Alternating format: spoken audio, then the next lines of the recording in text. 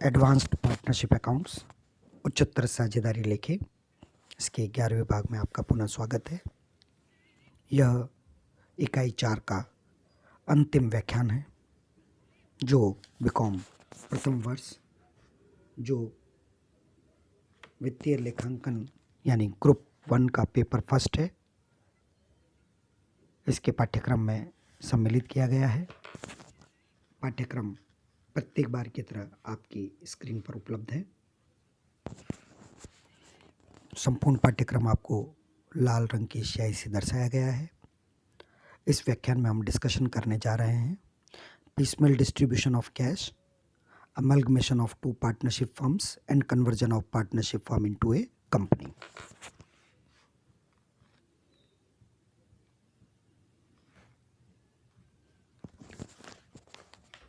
Gradual realization of assets and piecemeal distribution. संपत्तियों की धीरे धीरे स्नेह वसूली तथा किस्तों में वितरण।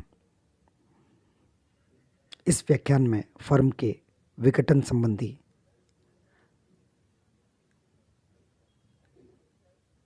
पिछले व्याख्यानों में दिए गए वर्णन के अनुसार कुछ मान्यताएं मानी गई थी। नंबर 1, फर्म के समापन की तिथि को ही फर्म की समस्त संपत्तियों का एक साथ विक्रय हो जाता है तथा उसी दिन विघटन के व्यय एवं दायित्वों का भुगतान कर दिया जाता है, जैसा कि हमने वसूली खाते रियलाइजेशन अकाउंट में किया था। इस मान्यता के कारण वसूली पर हुए लाभ अथवा हानि की भी तुरंत उसी दिन जानकारी हो जाती है। इस लाभ हानि को साझेदारों के पूंजी खातों में हस्तांतरित करके साझेदारों को देय राशि का या वसूली राशि का निर्धारण कर दिया जा सकता है। परंतु वास्तव में व्यवहार में ऐसा नहीं होता है। वास्तव में संपत्तियों को धीरे धीरे बेचा जाता है ताकि उनसे उचित वसूली हो सके। बेचने में शीघ्रता करने से हानि हो सकती है या तुलनात्मक रूप से कम पैसा मिलता है। अतः ऐसी दशा में साझेदारों को अंतिम रूप से देय राशि का भी तुरंत निर्धारण संभव नहीं होता है। ऐसी दशा में संपत्तियों की सने वसूली से प्राप्त राशि का समय समय पर किस्तों में दायित्वों का भुगतान करने हेतु व साझेदारों को चुकाने हेतु प्रयोग किया जाता है। इस प्रकार राशि वितरित करने को ही किस्तों में वितरण कहते हैं, पीसमल डिस्ट्रीब्यूशन कहते हैं। ऐसी परिस्थिति में फर्म की पुस्तकों में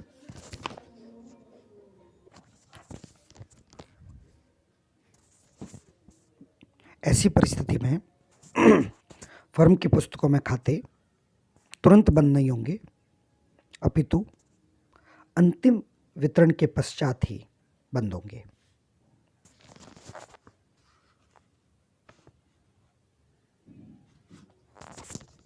procedure followed in piecemeal distribution. किस्तों में वितरण की विधि। जब संपत्तियों की बिक्री किस्तों में होती है तो उनसे मूल्य भी किस्तों में प्राप्त होता है। यह उचित नहीं है कि जब तक समस्त संपत्तियां न बिक जाए इन किस्तों की रकम को इकट्ठा करते जाएं। उचित यही है कि जैसे जैसे विक्रय मूल्य मिलता जाए वैसे वैसे उनका वितरण कर दिया जाए। शुद्ध वसूल हुई राशियों वसूली की राशि में से वसूली व्यय घटाकर उनको समय समय पर एक निश्चित क्रम में बांटना चाहिए। वो क्रम इस प्रकार है। नंबर 1, लायबिलिटी ऑफ आउटसाइडर्स, बाहरी पक्षों के दायित्व। सर्वप्रथम फर्म के द्वारा केंद्रीय सरकार व राज्य सरकार आदि को देय राशियां चुकाने के पश्चात अन्य पक्षों के दायित्वों, विभिन्न लेनदार सन्ड्री क्रेडिटर्स, बिल्स पेबल, देय बिल, बैंक एवं अन्य व्यक्तियों से प्राप्त ऋण आदि का भुगतान आनुपातिक रूप से किया जाएगा। भुगतान के समय इनके अधिकारों को भी ध्यान में रखा जाएगा। उदाहरण के लिए, यदि किसी से ऋण लेते समय फर्म का भवन गिरवी रखा गया है, तो उस भवन को बेचने से प्राप्त राशि प्राथमिकता से उस ऋण के लिए चुकाई जाएगी। शेष बची राशि अन्य दायित्वों के भुगतान में काम में ली जाएगी। परंतु यदि भवन को बेचने से पूर्व कोई अन्य संपत्ति को बेचने से राशि प्राप्त हुई है, तो वह राशि आनुपातिक रूप से सभी दायित्वों में, जिसमें भवन पर गिरवी वाले ऋण को भी सम्मिलित किया जाएगा, क्योंकि उसका अधिकार अन्य संपत्तियों में भी होता है। अतः जो सुरक्षित लेनदार होता है, उनको उनकी सुरक्षा के लिए दी गई संपत्ति में से प्राथमिकता मिलती है, परंतु अन्य संपत्तियों के विक्रय में आनुपातिक हिस्सा जरूर मिलता है, जब तक कि उनका पूर्ण भुगतान नहीं हो जाए। नंबर 2, लोन ऑफ पार्टनर्स, साझेदारों के ऋण। अन्य पक्ष के दायित्वों के भुगतान के बाद साझेदार के ऋण का भुगतान किया जाएगा। यदि फर्म में एक से अधिक साझेदारों ने ऋण दे रखा है तथा ऋण भी असमान है और वितरण की जाने वाली राशि अपर्याप्त है, तो भुगतान ऋणों की राशि के अनुपात में किया जाएगा। नंबर 3, कैपिटल ऑफ पार्टनर्स, साझेदारों की पूंजियां। उपरोक्त दोनों दायित्वों का पूर्ण भुगतान करने के पश्चात यदि कोई धनराशि बच जाती है अथवा वसूल होती है, तो उसका उपयोग साझेदारों की पूंजियों का भुगतान करने में किया जाएगा। इसके बाद भी यदि कुछ रकम बचती है, तो उसे साझेदारों के उनके लाभ हानि विभाजन अनुपात में बांट दिया जाता है। परंतु अंत में यदि वसूली से हानि होती है, तो सभी साझेदार इस हानि को लाभ विभाजन अनुपात में ही वहन करेंगे। ऐसी दशा में यह भी आवश्यक है कि किसी भी साझेदार की भुगतान की गई राशि में से कुछ भी किसी भी परिस्थिति में उससे वापस न मांगनी पड़े।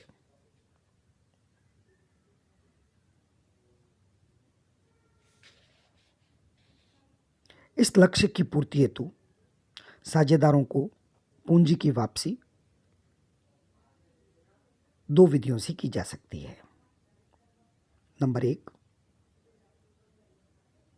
1, when ratio of capitals and ratio for distribution of profit or loss are same, जब साझेदारों की पूंजी का पूंजी अनुपात तथा लाभ विभाजन अनुपात समान है, तो उपलब्ध रकम का वितरण किसी भी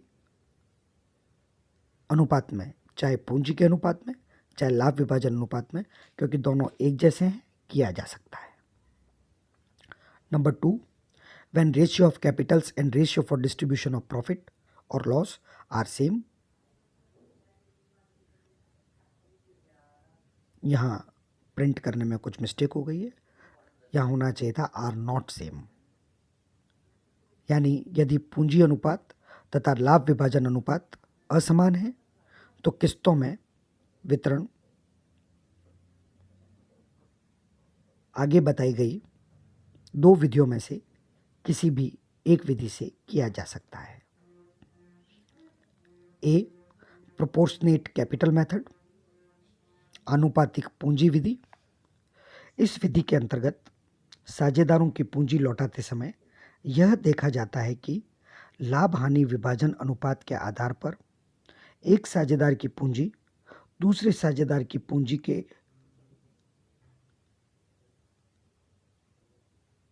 आधार पर कितनी अधिक है।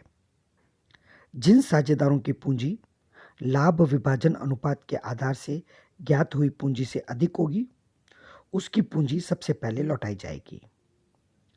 प्रत्येक बार की गई वसूली एवं आंशिक भुगतान के समय इस प्रकार का विचार करना होगा। अधिक के पूंजी का भुगतान हो जाने के बाद पूंजी खातों के शेषों का अनुपात एवं लाभ हानि विभाजन अनुपात समान हो जाएंगे। अतः इसके बाद लाभ विभाजन अनुपात में वसूली की राशि का साझेदारों में वितरण किया जा सकता है। इस विधि को आधिक्य पूंजी विधि, सरप्लस कैपिटल मेथड भी कहा जाता है। इसे अधिकतम पूंजी विधि, मैक्सिमम कैपिटल मेथड भी कहते हैं। बी, मैक्सिमम लॉस मेथड, अधिकतम हानि विधि।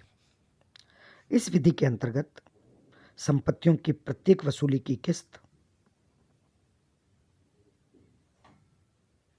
का लेनदारों एवं साझेदारों में यह मानते हुए वितरण किया जाता है कि भविष्य में शेष संपत्तियों से तथा साझेदारों से कुछ भी वसूल नहीं हो सकेगा, अर्थात शेष राशि न वसूल हुई मानी जाने के कारण हानि मान ली जाती है। इस हानि को अधिकतम हानि मानते हुए साझेदारों में लाभ हानि अनुपात में बांट दिया जाएगा। शेष रकम साझेदारों को प्राप्त होने वाली रकम होगी। हानि को बांटने पर यदि किसी समय किसी साझेदार के पूंजी खाते का डेबिट शेष हो जाए तो उसकी पूंजी की कमी को अन्य साझेदारों में उनके पूंजी अनुपात में बांट देंगे। इसके पश्चात शेष रकम का वितरण लाभ हानि अनुपात में किया जाएगा।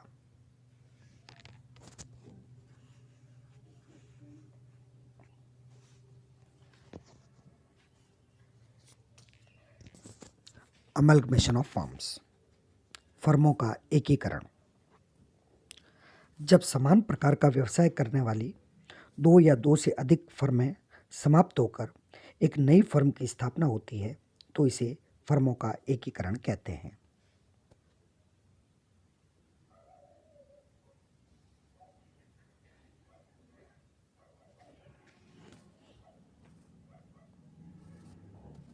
एकीकरण का उद्देश्य तीव्र प्रतिस्पर्धा, कंपटीशन को समाप्त करना, वृहद उत्पादन स्तर, लार्ज स्केल प्रोडक्शन के लाभों को प्राप्त करना आदि होते हैं।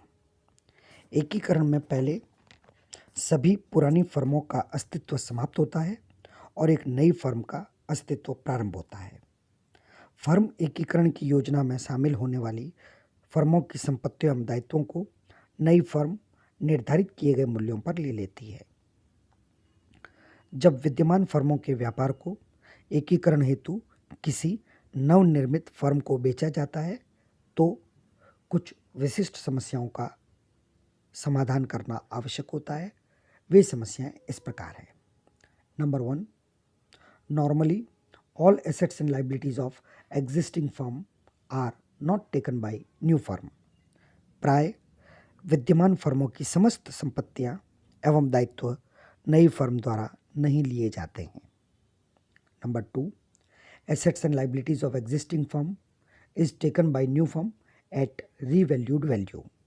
प्राय नव स्थापित फर्म विद्यमान फर्मों की संपत्तियों एवं दायित्वों को पुनर्मूल्यांकित मूल्य पर लेती है। नंबर 3, नई फर्म द्वारा पुरानी फर्मों को ख्याति का मूल्य चुकाया जाता है। न्यू फर्म में पे for existing firms goodwill. Number 4, fixation of Capitals in new firm. नई फर्म में प्रत्येक साझेदार की पूंजी की मात्रा का निर्धारण किया जाता है। Number 5, fixation of future profit sharing ratio.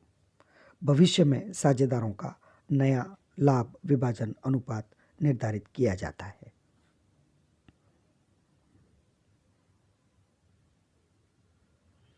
Books of firms, हमें फर्मों की पुस्तकों के बारे में दो परिस्थितियां समझनी होगी। जब एकीकरण होता है तो पुरानी फर्मों की पुस्तकें बंद करनी होती है, closing books of existing firms, और नई फर्म की पुस्तकें खोली जाती है, opening books of new firm. पुरानी फर्मों की लेखा पुस्तकें बंद करना। एकीकरण की दशा में पुरानी फर्मों का विघटन होता है, अतः यहाँ पर भी पुरानी फर्मों की लेखा पुस्तकों के विभिन्न खातों को बंद करना पड़ता है।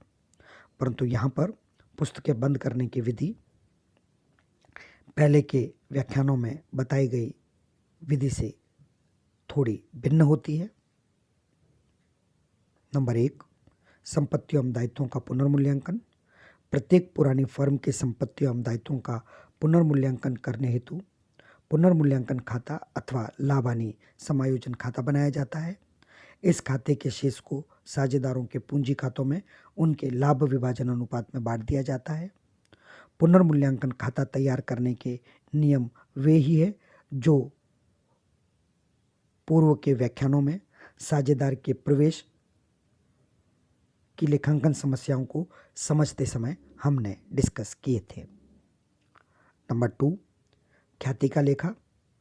प्रत्येक विद्यमान पुरानी फर्म की ख्याति का निर्धारण किया जाएगा तथा साझेदारों के लाभ हानि अनुपात में इसका लेखा किया जाएगा। यदि फर्मों की पुस्तकों में पहले से ख्याति की रकम दी हुई है तो केवल पुनर्मूल्यांकन करके अंतर की राशि से ही लेखा किया जाएगा। नंबर 3, नई फर्म द्वारा न ली जाने वाली संपत्तियों एवं दायित्वों। जिन संपत्तियों अथवा दायित्वों को नई फर्म द्वारा नहीं लिया जा रहा हो उन्हें साझेदारों में उनके पूंजी अनुपात में अथवा अपने निर्धारित अनुपात में बांट दिया जाता है और जिस साझेदार ने उन्हें ग्रहण किया हो उसके लिए पुरानी पुस्तकों में आवश्यक समायोजन किया जाएगा। साझेदार द्वारा संपत्ति लेने पर partners capital account debit to respective assets account. साझेदार द्वारा दायित्व लेने पर liabilities account debit to respective partners capital account.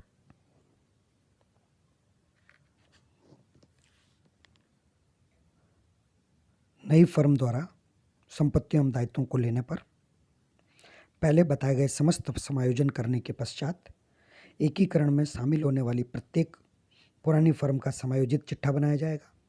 तत्पश्चात जो प्रविष्टि की जाएगी जिसके द्वारा संपत्तियों एवं दायित्वों को हस्तांतरित किया जाएगा वह होगी new firms account debit to sundry assets account and liabilities account debit to new firms account. संचय एवं अन्य अवितरित लाभ हानियों को पूर्व की तरह ही सभी साझेदारों में उनके लाभ विभाजन अनुपात में अंतरित कर दिया जाएगा।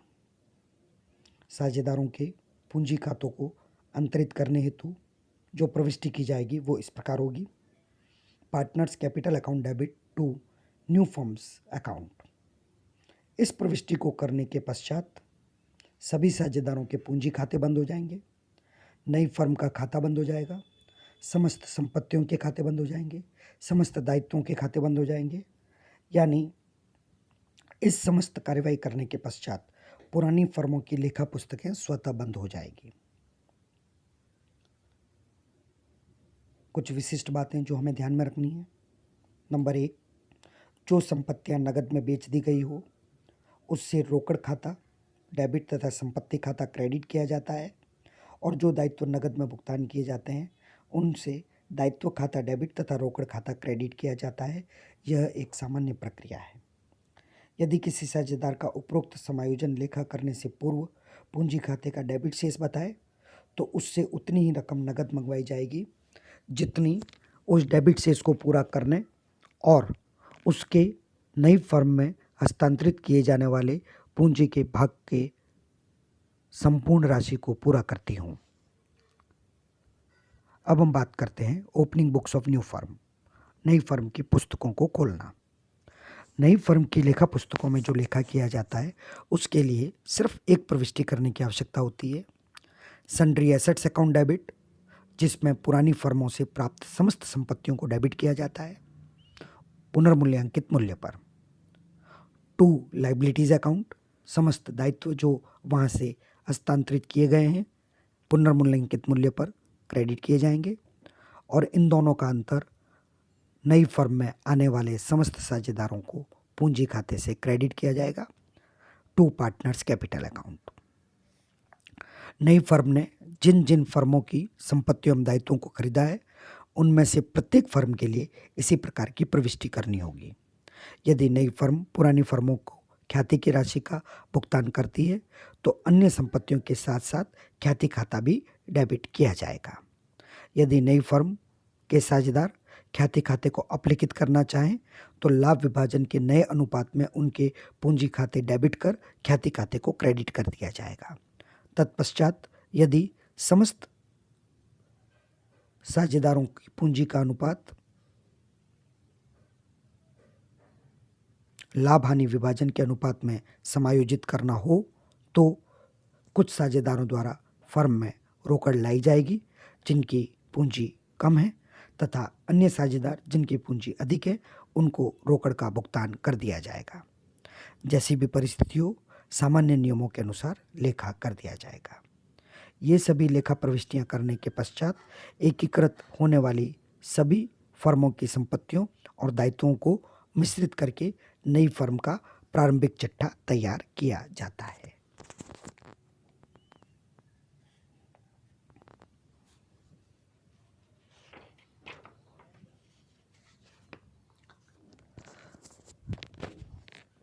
इकाई 4 का अंतिम बिंदु conversion of A firm into company, firm का कंपनी में परिवर्तन, जिसमें मुख्य रूप से 2 लेखांकन समस्याओं का सामना करना पड़ता है। Accounting problems of existing firm, वर्तमान में विद्यमान साझेदारी फर्म से संबंधित लेखांकन समस्याएं। Accounting problems of newly formed company, नई स्थापित की गई कंपनी की लेखांकन समस्याएं। जब किसी साझेदारी फर्म के व्यापार का अत्यधिक विस्तार हो जाता है जिससे अधिक पूंजी की आवश्यकता महसूस होती है, इसके साथ साथ फर्म उन सुविधाओं का भी लाभ उठाना चाहती है जो कि कंपनी अधिनियम 1956 के अनुसार एक सीमित दायित्व वाली कंपनी को प्राप्त है। अब इस अधिनियम को परिवर्तित कर उसके स्थान पर कंपनी अधिनियम 2013 लागू हो गया है, तो सभी साझेदार मिलकर उस फर्म का सीमित दायित्व वाली कंपनी में परिवर्तन कर सकते हैं। इस प्रकार के परिवर्तन की दशा में फर्म का विघटन होता है, अतः इस स्थिति में भी फर्म की बहियों में मोटे रूप से उसी प्रकार लेखा किया जाता है जैसे कि फर्म के विघटन पर किया जाता है। इसे विस्तार से हम पूर्व के व्याख्यानों में समझ चुके हैं। इस संदर्भ में अपनाई जाने वाली लेखांकन विधि सारांश रूप में हम इस प्रकार समझ सकते हैं। विशेष सूचनाओं के अभाव में फर्म की कुल संपत्तियों में से दायित्वों को घटाने पर शेष राशि को क्रय प्रतिफल परचेज कंसिडरेशन माना जाएगा। क्रय मूल्य का भुगतान नई कंपनी द्वारा अंशों, ऋण पत्रों अथवा नकद द्वारा किया जाएगा। फर्म को कंपनी से प्राप्त अंश या ऋण पत्र साझेदारों में एक निश्चित अनुपात में बांट दिए जाएंगे। वो इस प्रकार होंगे। यदि इस संबंध में साझेदारों के मध्य कोई समझौता हुआ है तो उस समझौते के अनुसार, यदि साझेदारों में इस संबंध में कोई समझौता नहीं हुआ है तो साझेदारों के पूंजी खातों में सब प्रकार के समायोजन, जिसमें वसूली खाते का लाभ अथवा हानि भी सम्मिलित है, करने के पश्चात शेष रहे पूंजी अनुपात में, यदि साझेदार चाहते हैं कि नई कंपनी के लाभ उन्हें उसी अनुपात में मिले जिस अनुपात में वे फर्म में लाभ लेते रहे हैं, तो क्रय मूल्य के बदले मिलने वाले अंशों अथवा ऋण पत्रों का विभाजन उस अनुपात में किया जाएगा जिसमें वे लाभों का बंटवारा करते रहे हैं। इस प्रकार फर्म के साझेदार अब कंपनी के अंशधारी बन जाते हैं। इस संबंध में अपनाई जाने वाली लेखांकन प्रक्रिया इस प्रकार होगी। सामान्यतः कंपनी रोकड़ सहित सभी संपत्तियां दायित्व ले लेती है, अतः रोकड़ सहित सभी खाते रियलाइजेशन अकाउंट में ट्रांसफ़र कर दिए जाएंगे। यदि कंपनी रोकड़ को नहीं लेती है तो उसे ट्रांसफ़र नहीं किया जाएगा। क्रय प्रतिफल की राशि से कंपनी खाते को डेबिट तथा रियलाइजेशन अकाउंट को क्रेडिट किया जाएगा। यदि कंपनी ने दायित्व खरीदे हैं तो फर्म द्वारा दायित्वों का भुगतान नहीं किया जाएगा, परंतु जिन दायित्वों को कंपनी ने नहीं लिया है उसका भुगतान के समय वसूली खाते को डेबिट तथा रोकड़ खाते को क्रेडिट कर दिया जाएगा। यदि किसी साझेदार ने कोई संपत्ति ली है तो साझेदार का पूंजी खाता डेबिट और वसूली खाता क्रेडिट किया जाएगा। प्राय कंपनी क्रय प्रतिफल का भुगतान रोकड़, ऋण पत्र अथवा अंशों से करती है। ऐसी स्थिति में इनके पृथक पृथक खाते डेबिट तथा कंपनी का खाता क्रेडिट करेंगे, यानी हम प्रविष्टि करेंगे shares in new company account debit, debentures in new company account debit, cash और bank account debit to new companies account.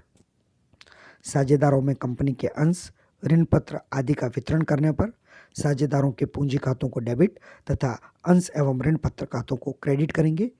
इस प्रकार अंश एवं ऋण पत्र खाते स्वतः बंद हो जाएंगे। यदि फर्म की पुस्तकों में कुछ कृत्रिम संपत्तियां भी है तो उन्हें साझेदारों में उनके लाभ हानि अनुपात में बांटकर समाप्त कर देना चाहिए। नई कंपनी की पुस्तकें ठीक उसी प्रकार से खोली जाएगी जो हमने अमलगमेशन ऑफ फर्म्स के संबंध में डिस्कशन करते समय किया था, लेकिन वहाँ से पूंजी खातों को हस्तांतरित न करके उसके स्थान पर कंपनी द्वारा भुगतान किए गए अंशों, ऋण पत्रों का लेखा किया जाएगा। यानी प्रविष्टियाँ इस प्रकार होगी: sundry assets account debit to sundry liabilities account to old firms account. Old firm को भुगतान करने के लिए old firms account debit to share capital account to debentures account to cash और बैंक अकाउंट। इस प्रविष्टि के पश्चात नई कंपनी का प्रारंभिक चिट्ठा बनाया जा सकता है। धन्यवाद।